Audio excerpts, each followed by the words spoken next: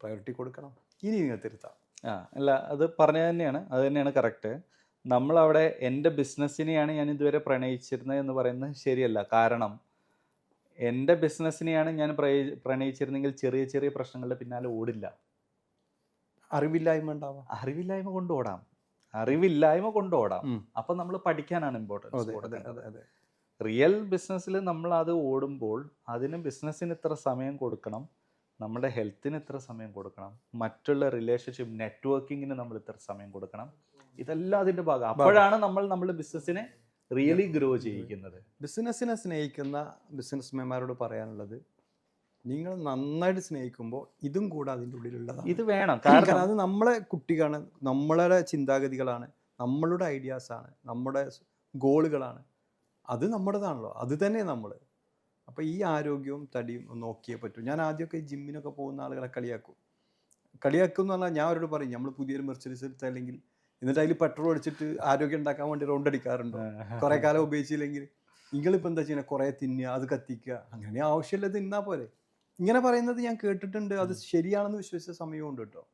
കാരണം കുറേ ഭക്ഷണം കഴിക്കുക, എന്നിട്ട് കുറേ എക്സസൈസ് എടുക്കുക. പറഞ്ഞല്ലോ, മറ്റുള്ളവരെ സക്സസ്ഫുൾ ആയിട്ടുള്ള ആളുകളുടെ ജീവിതവും അവരുടെ ജീവിത ശൈലിയൊക്കെ നമ്മൾ പഠിക്കുന്ന ഇതിന് വേണ്ടിയിട്ടാണ്. അതെ, അവർ ചെയ്ത ചില കാര്യങ്ങൾ നമുക്ക് നമ്മുടെ ലൈഫിൽ അഡോപ്റ്റ് ചെയ്താൽ മാറ്റങ്ങൾ കൊണ്ടുവരാൻ സാധിക്കുമെന്നുള്ളതാണ്. അത് ബിസിനസ് ഓണേഴ്സ് ശ്രദ്ധിക്കേണ്ടത് അവരവർക്ക് വർക്കൗട്ട് ചെയ്യുക എന്നുള്ളത് മാത്രമല്ല. ഇപ്പോൾ ഞാൻ വിശ്വസിക്കുന്നു എൻ്റെ ബോഡി ഇപ്പോഴും ഒരു അത്ലറ്റിക് ആ ഒരു ഫിറ്റ്നസ്സിൽ നിൽക്കുന്നുണ്ട്.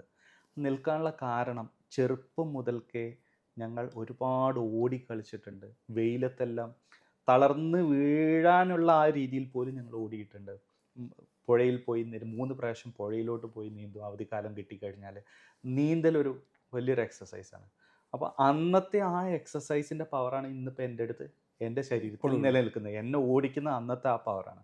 നിങ്ങളുടെ കുഞ്ഞുങ്ങളെ നിങ്ങളങ്ങനെ കളിക്കാനും ഓടാനും ഒക്കെ വിടണം. അവരെ മുഴുവൻ ഒരു പുസ്തകത്തിന് മുന്നിലോ കമ്പ്യൂട്ടറിൻ്റെ മുന്നിലോ മൊബൈലിൻ്റെ മുന്നിലോ പിടിച്ചു നിർത്താനുള്ള സാഹചര്യങ്ങൾ ഇന്ന് ഒരുപാടുണ്ട്. എൻ്റെ മോളെ 7 വയസ്സായിട്ടേ ഉള്ളൂ. ഞാൻ സമയം കിട്ടുമ്പോഴൊക്കെയും അവളെയും കൊണ്ട് പുറത്ത് നടക്കാനിറങ്ങും. മുറ്റത്തുകൂടെ ചെരുപ്പിടാതെ നടത്തിക്കും. ബുദ്ധിമുട്ടാണ് നടക്കാനല്ല, ഓടാൻ.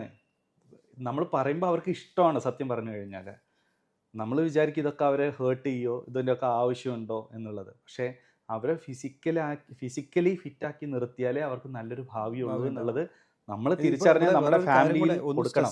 ഇപ്പോൾ നിങ്ങൾ സാറിൻ്റെ മോളെ ഇങ്ങനെ ചെയ്യുന്നു, ഇന്നിപ്പം ജിമ്മായാലും ഇതൊക്കെ ഉള്ളത് ആണുങ്ങൾക്കാണ്. പെണ്ണുങ്ങൾക്ക് ഉണ്ടാവും, പക്ഷേ അവിടെ ഒന്നും എന്തല്ല ഇത്ര സ്ട്രെങ്ത് കാണുന്നില്ല. ഇതൊക്കെ ആണുങ്ങളുടെ ഒരു ഭാഗം മാത്രമാണ്. ഇവിടെ നമ്മൾ ചെറുപ്പം മുതലേ നമ്മളെ കുട്ടികളെ ഈ ഡിഫറൻസ് കാണിക്കാതെ ഒപ്പം വളർത്തിക്കൊണ്ടുവന്ന് ഇവരുടെ ആൺകുട്ടികളുടെ ആരോഗ്യം പോലെ തന്നെയാണ് ഇവരുടെ ആരോഗ്യവും. ഇവരും ആരോഗ്യം ഉണ്ടായി നിന്നാൽ തന്നെ നാളെ നമുക്ക് ഇവരെ കണ്ണീര് കാണാതെ ഒപ്പം നിൽക്കാൻ പറ്റും, ഇവരുടെ പഠനവും.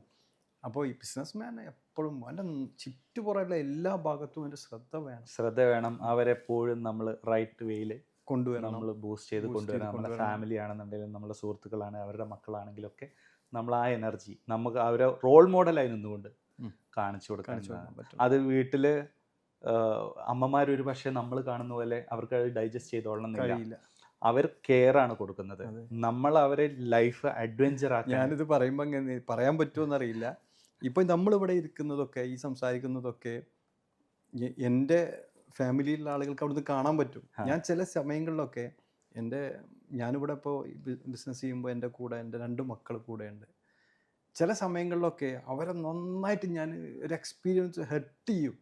ചില സമയങ്ങളിലൊക്കെ അത് കഴിഞ്ഞ് ഹെർട്ടിങ് കഴിഞ്ഞാൽ പിന്നീട് ഞാൻ പറഞ്ഞു കൊടുക്കും എന്തിനാണ് ഞാൻ അങ്ങനെ. രണ്ടാമത്തെ ഒരു സംസാരം ഉണ്ടാകുമ്പോൾ കണ്ണീര് വരില്ല. ഇവർ ചെറുത് എന്തെങ്കിലും കേൾക്കുമ്പോഴത്തേക്ക് കരയുക, കണ്ണീര് വരിക, അവരാകെ അപ്സെറ്റായി പോകും. 1 or 2 എക്സ്പീരിയൻസ് കഴിഞ്ഞപ്പോഴത്തേക്ക് ആ പ്രോബ്ലം തീർന്നു. ഇത് ആ കെയറിങ് കൊടുക്കുന്ന ഉമ്മമാർക്ക് കൊടുക്കാൻ കഴിയില്ല. ഇപ്പം ഇവരിതെടുത്ത് നോക്കുമ്പോൾ ചില സമയങ്ങളിലൊക്കെ നമ്മൾ ഹാർഡായിട്ട് സംസാരിച്ച് ഇങ്ങനത്തെ ഹാർഡായ സംസാരം കേട്ട് കഴിഞ്ഞാൽ അവൻ എങ്ങനെയായിരിക്കും മറ്റൊരാളുടെ അടുത്ത്. ഇത് അവിടെ ഉണ്ടാവാൻ പാടില്ലല്ലോ. അവർ പ്രൊട്ടക്ട് ചെയ്യുന്നു, സങ്കടം കാണുന്നു, അവരിത് കാണുന്നില്ല. അവരുടെ കാഴ്ചപ്പാടിൽ നോക്കുമ്പോൾ പക്ഷെ പറഞ്ഞു കൊടുക്കാൻ ചിലപ്പോൾ നമുക്ക് കഴിഞ്ഞോളന്നില്ല. ഇതിങ്ങനെ വിഷയമാക്കി പറയുമ്പോൾ നമുക്ക് തിരിച്ചു പറഞ്ഞു കൊടുക്കാൻ കഴിഞ്ഞോളന്നില്ല. നമ്മളെ കൂടെ നിൽക്കുന്ന കുട്ടികൾ നമ്മളെ കൂടെ വരുമ്പോഴും വീട്ടിൽ ഉമ്മാരടുത്തും അല്ലെങ്കിൽ ഉമ്മമാരുടെ അടുത്തും ഉണ്ടാകുമ്പോൾ അവർക്ക് അവരുടെ കെയർ എന്താ, അവരുടെ ഫുഡ് കഴിച്ചോ, അവരുടെ ഉറക്കത്തിന് വല്ല പ്രശ്നമുണ്ടോ, അപ്പം അങ്ങനെയുള്ള കാര്യങ്ങളിലാണ് അവർക്ക് ശ്രദ്ധ. നമുക്കതല്ല, ഇവർ ലോകത്തിൻ്റെ മുമ്പിൽ വലിയ സംഭവമായി മാറണം. അതിന് പല എക്സ്പീരിയൻസും അവർ ചെയ്യേണ്ടി വരും. അവിടെ വെച്ച് അവർ തളരരുത്, ഇവിടെ വെച്ച് എന്ത് ചെയ്യണം, അത് കിട്ടണം. അതെ. അത് ഓരോന്നോരോന്ന് ചെയ്യുമ്പോൾ ഇപ്പോൾ പട്ടാള ക്യാമ്പിൽ എന്താണ് അവർക്ക് കൊടുക്കുന്ന ട്രെയിനിങ്, ആ ട്രെയിനിങ് ശരിക്കും സ്വന്തം ഉമ്മാരോ ഉപ്പാരോ കാണുകയാണെങ്കിലോ മക്കളെ വിടുവോ? അതെ, വിടില്ല. പക്ഷെ വേറെ ആൾക്കും കൊടുക്കാൻ പറ്റാത്ത എക്സ്പീരിയൻസ് വാപ്പമാർ കൊടുക്കും. അപ്പൊ ഇങ്ങനെയൊക്കെ ഇന്നലെ രാത്രി പോലും അതിന്റെ പേരിൽ ഞങ്ങൾ തമ്മിലൊരു സംസാരം ഉണ്ടായി.